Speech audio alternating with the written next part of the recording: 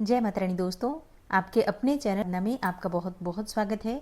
माँ भगवती जगदम्बा सदैव अपनी कृपा आप पर बनाए रखें। दोस्तों, आज की वीडियो में मैं आपसे बात करने वाली हूँ अक्षय तृतीया के बारे में। तो आज की इस वीडियो में आप जानेंगे कि किस प्रकार से अक्षय तृतीया के दिन माता लक्ष्मी की पूजा आराधना करनी चाहिए, जिससे कि माता लक्ष्मी सदैव हमारे घर में विराजित रहें। और इसके अलावा आज किन चीज़ों का दान करना चाहिए, खरीदारी के मुहूर्त क्या हैं और किस प्रकार से आपको खरीदारी करनी है, कौन सी वस्तुओं की खरीदारी आपको आज के दिन ज़रूर करनी है। और जैसा कि आप सभी जानते हैं कि अक्षय तृतीया के दिन सोना खरीदना, महंगी धातुएं खरीदना अत्यंत शुभ माना जाता है। लेकिन अगर आप किसी भी कारणवश सोना खरीदने में असमर्थ हैं या फिर कोई महंगी खरीदारी नहीं कर पाते हैं, तो ऐसी अवस्था में आपको कौन सी चीज़ अवश्य खरीदनी चाहिए जिससे कि आपको सोना खरीदने के समान ही पुण्यफल प्राप्त होगा, और कौन सी वस्तु दान करें जिससे कि आपको सोना दान करने के समान ही पुण्यफल प्राप्त होगा। आज की वीडियो में ये संपूर्ण जानकारी मैं आपसे शेयर करने वाली हूँ, तो बहुत महत्वपूर्ण है आज की वीडियो, पूरा ज़रूर देख लीजिए। अच्छी लगे वीडियो तो लाइक भी ज़रूर कीजिए, क्योंकि आपके लाइक्स, आपके कमेंट्स मेरे लिए बहुत महत्वपूर्ण होते हैं। ये एकमात्र जरिया है जिनसे मुझे पता चलता है कि आपको ये वीडियो अच्छी लगती हैं और आपके लिए ये वीडियो उपयोगी हैं। तो अगर वीडियो अच्छी लगे तो लाइक तो ज़रूर ही किया कीजिए। दोस्तों, अक्षय तृतीया के दिन भगवान श्री हरि विष्णु और माता लक्ष्मी की विशेष रूप से आराधना की जाती है और अक्षय तृतीया को अबूझ मुहूर्त के रूप में माना जाता है। मतलब इस प्रकार का एक दिन जिस दिन आप बिना पंचांग दिखाए, बिना किसी भी ब्राह्मण से, पंडित से पूछे हुए आप कोई भी शुभ कार्य किसी भी समय कर सकते हैं। मतलब पूरा दिन ही शुभ होता है। अक्षय तृतीया एक ऐसा दिन है जिस दिन सूर्य और चंद्रमा दोनों ही अपनी उच्च राशि में स्थित होते हैं, इसलिए दोनों की सम्मिलित कृपा पाने का एक बहुत ही शुभ अवसर होता है ये अक्षय तृतीया। जैसा कि नाम से ही पता चलता है, जिसका क्षय न हो। अर्थात जो भी हम आज कार्य करते हैं, जो मंत्र जप करते हैं, पूजा पाठ करते हैं, दान धर्म करते हैं, किसी की मदद करते हैं, तो ऐसा कहा जाता है कि आज हम जो भी चीज़ करते हैं, जो भी शुभ कर्म करते हैं या अशुभ कर्म भी करते हैं, तो उसका कभी भी नाश नहीं होता। तो हम शुभ कर्म तो आज पूरा ही दिन करने का प्रयास करते हैं, गलती से भी कोई गलती ना हो इस बात का भी आपको पूरा प्रयास करना है। अक्षय तृतीया को युगादि तिथि कहा जाता है। मतलब आज से त्रेता युग का प्रारंभ हुआ था। अक्षय तृतीया के दिन ही बद्रीनाथ के कपाट खुलते हैं और सिर्फ आज ही के दिन यानी कि अक्षय तृतीया के दिन ही वृंदावन में भगवान बांके बिहारी जी के चरणों के दर्शन होते हैं। आज ही के दिन यानी कि अक्षय तृतीया के दिन परशुराम जयंती मनाई जाती है, हयग्रीव जयंती मनाई जाती है और माता मातंगी की जयंती भी मनाई जाती है। तो ये दिन कितना महत्वपूर्ण है बताने की आवश्यकता नहीं है, पुराणों में इसका भरपूर वर्णन मिलता है। बात करेंगे अक्षय तृतीया की पूजा विधि के बारे में, लेकिन उससे पहले जानते हैं कि अक्षय तृतीया का शुभ मुहूर्त क्या है। वैशाख मास की शुक्ल पक्ष की तृतीया तिथि प्रारंभ होगी 19 अप्रैल 2026 को, यानी कि रविवार के दिन सुबह 10:49 पर, और तृतीया तिथि का समापन होगा 20 अप्रैल को सुबह 7:27 पर। वैसे तो सूर्योदय कालीन तिथि तृतीया की हमें 20 अप्रैल को प्राप्त हो रही है, लेकिन पूरे दिन और रात्रि की तृतीया तिथि 19 अप्रैल को है, जो कि 19 अप्रैल को सुबह 10:49 से प्रारंभ हो जाएगी और पूरे दिन रात्रि रहेगी। तो ऐसे में 19 अप्रैल 2026 को यानी कि रविवार को अक्षय तृतीया मनाई जाएगी।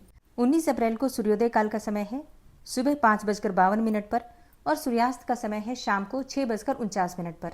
ब्रह्म मुहूर्त सुबह 4 बजे से 4:50 तक।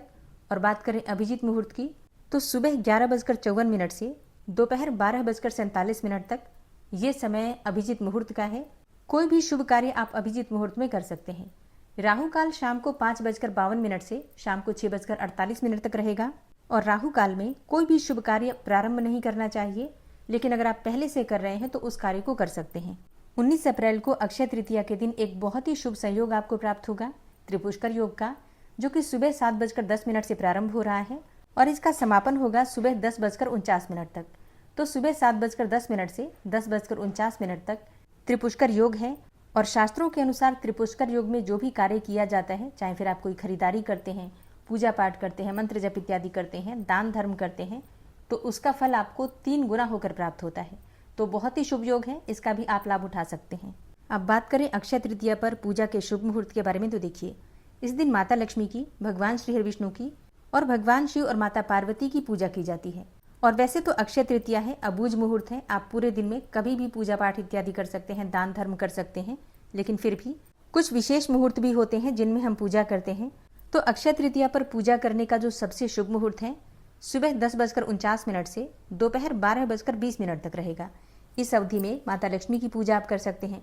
कलश की स्थापना करके हम पूजा करते हैं, मतलब जब भी हम माता लक्ष्मी की पूजा करते हैं अक्षय तृतीया के दिन, तो विशेष रूप से कलश की स्थापना करते हैं, श्री कलश की अखंड दीप प्रज्वलित करते हैं और फिर विधि विधान से श्री हरि विष्णु और माता लक्ष्मी की संयुक्त रूप से पूजा करते हैं, ताकि हमारे घर में हमेशा समृद्धि बनी रहे, किसी भी प्रकार का अभाव न रहे। तो इस शुभ मुहूर्त में आप पूजा कर सकते हैं। इसके अलावा 19 अप्रैल की शाम को भी प्रदोष काल में आप पूजा कर सकते हैं। रात्रि में विशेष रूप से मंत्रों का जप कर सकते हैं, क्योंकि देखिए अक्षय तृतीया पर हम जो भी शुभ कार्य करते हैं, पूजा पाठ करते हैं, मंत्रों का जप करते हैं, तो उसका फल हमें जन्म जन्मांतर तक प्राप्त होता है, मतलब कभी भी समाप्त नहीं होता, अक्षय पुण्य फलों की प्राप्ति होती है। तो रात्रि में जितना हो सके भगवान श्री हरि विष्णु और माता लक्ष्मी के मंत्रों का जप कीजिए। माता लक्ष्मी से प्रार्थना कीजिए कि आपके घर में समृद्धि के स्वरूप में, सकारात्मक ऊर्जा के स्वरूप में और स्वास्थ्य के स्वरूप में, सौभाग्य के स्वरूप में आपके घर में सदैव विराजित रहें। और अब जानते हैं सोना खरीदने का शुभ मुहूर्त क्या है। देखिए 19 अप्रैल को सुबह 10:49 से 20 अप्रैल को सुबह 5:51 तक आप कोई भी खरीदारी कर सकते हैं। सोना खरीदना चाहते हो, प्रॉपर्टी लेना चाहते हो या फिर कहीं भी इन्वेस्टमेंट करना चाहते हो, तो ये कार्य आप कर सकते हैं इस शुभ मुहूर्त में। बस राहु काल का ध्यान रखिएगा। राहु काल में कोई भी खरीदारी या फिर कोई भी शुभ कार्य प्रारंभ नहीं करना चाहिए, तो इस बात का आपको ध्यान रखना है। अच्छा, जो लोग सोना नहीं खरीद पाते हैं, कोई भी महंगी धातु नहीं खरीद पा रहे हैं, तो ऐसे में अगर आप जौ खरीदते हैं या फिर चने की दाल खरीदते हैं या फिर हल्दी खरीदते हैं, तो इसे सोना के समान ही माना जाता है, मतलब इससे स्वर्ण खरीदने जितना ही शुभ माना जाता है। इसके अलावा पीतल, मतलब पीतल की कोई वस्तु, जैसे पीतल का कोई पात्र आप खरीद सकते हैं। और पीली सरसों खरीदना अत्यंत श्रेष्ठ है। तो अगर आप कोई महंगी धातु नहीं खरीद रहे हैं, तो आपको इन चीज़ों को ज़रूर खरीदना है। इनमें से कोई एक चीज़ भी खरीद सकते हैं, चाहे तो सभी चीज़ें भी खरीद सकते हैं।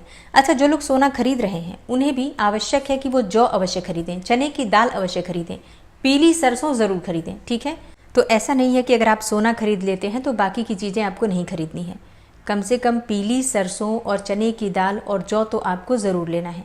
हल्दी अवश्य लेना है, इससे घर में शुभता आती है और शुभता बहुत आवश्यक है। धन से भी ज़्यादा आवश्यक है घर में शुभता का बने रहना, घर में मांगलिक कार्यों का निरंतर होते रहना, ये सबसे ज़्यादा आवश्यक है। क्योंकि कई लोगों को आपने देखा होगा, उनके पास धन है, किसी चीज़ की कमी नहीं, लेकिन घर में कोई शुभ कार्य हो नहीं पा रहा है, कोई मांगलिक कार्य होता है तो घर में कलेश पहले हो जाता है।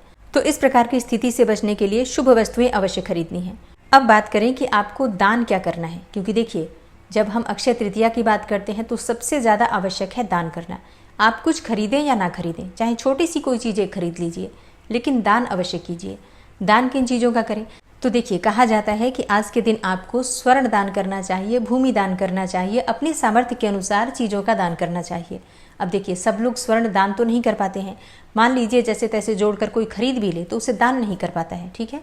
तो क्या दान करें जिससे कि स्वर्ण दान के समान पुण्य फल प्राप्त हो।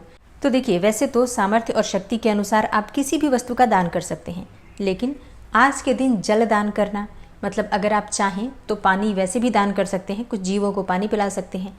लेकिन अगर आप किसी घड़े में, मतलब किसी मिट्टी के पात्र में जल भरकर और इसमें थोड़ा शक्कर डालकर ये किसी को दान करते हैं तो उसका फल आपको अनंत गुना होकर प्राप्त होता है। चाहे तो आप मंदिर में दान कर दीजिए, मतलब मंदिर में ले जाकर रख दीजिए, या फिर आप चाहें तो किसी पुजारी को, किसी ब्राह्मण को दान कर सकते हैं। ज़रूरतमंद लोग जो कि प्यासे लोग हैं, राहगीर हैं, उनको जल पिला सकते हैं। अपने घर की छत पर या फिर घर के मुख्य द्वार पर जल रख सकते हैं, जिससे कि पक्षी, जानवर इत्यादि उस जल को ग्रहण करें तो आपको दान का फल प्राप्त होगा, ठीक है। अब बात करें कि कौन सी वस्तु दान करें जिससे कि स्वर्ण दान का फल हमें प्राप्त हो। देखिए जौ का दान करना स्वर्ण दान के समान फल देता है। अगर आप हल्दी का दान करते हैं तो भी इससे स्वर्ण दान के समान पुण्य फल प्राप्त होता है। चने की दाल का दान करते हैं तो भी इससे आपको स्वर्ण दान के समान ही पुण्य फल प्राप्त होता है। पीतल के पात्र का दान अगर आप करते हैं, किसी मंदिर में आप घंटी ले जाकर दान कर सकते हैं, या फिर पूजा के लिए कोई कलश इत्यादि हो तो आप खरीद कर और किसी ब्राह्मण को, किसी पुजारी को जो कि पूजा करते हो, ऐसे पात्र में आपको थोड़ा जौ भर देना है, मतलब जौ से इस पात्र को भर दीजिए, या फिर चने की दाल से इस पात्र को भर दीजिए, या फिर आप चाहें तो जल से भर दीजिए, जो भी आपके पास उपलब्ध हो।